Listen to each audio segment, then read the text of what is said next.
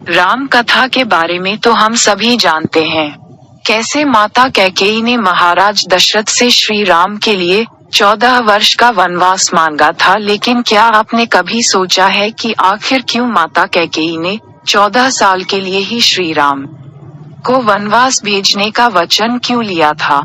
अगर नहीं तो आज हम आपको हमारे ज्योतिष एक्सपर्ट डॉक्टर राधाकांत वत्स द्वारा दी गई जानकारी के आधार पर इसी प्रश्न का उत्तर देने जा रहे हैं।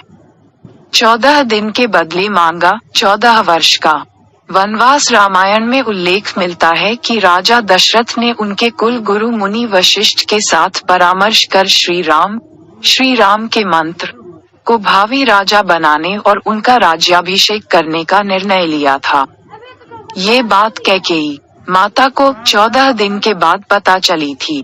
इसी कारण से उन्होंने 14 दिन तक राजा दशरथ द्वारा बात छुपाने के बदले श्री राम के लिए 14 वर्ष का वनवास मांगा था। वाल्मीकि रामायण, हनुमान जी ने क्यों फेंक दी थी? रामायण के अनुसार त्रेता युग में राजकीय नियम बहुत सख्त होते थे। इन्हीं नियमों के तहत एक नियम ये भी था कि अगर कोई राजा 14 वर्ष के लिए राज सिंहासन त्याग देता है और राजपाट से दूर हो जाता है तो उसके बाद उसे पुनः राजगद्दी का सुख नहीं मिलता। माता कैकेयी को भान था कि अगर राम भी राजपाट से 14 साल तक दूर रहे तो उन्होंने राजा बनने का मौका दोबारा नहीं मिलेगा।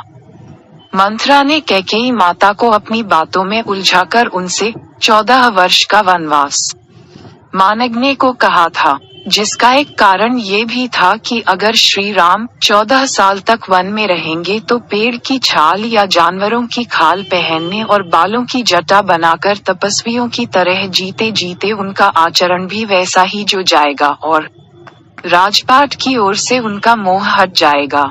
हालांकि ये भी जग विदित है कि माता कैकेयी श्री राम से बहुत प्यार करती थी और रावण वध में सहायक होने के लिए देवताओं ने माता कैकेयी की सहायता ली थी।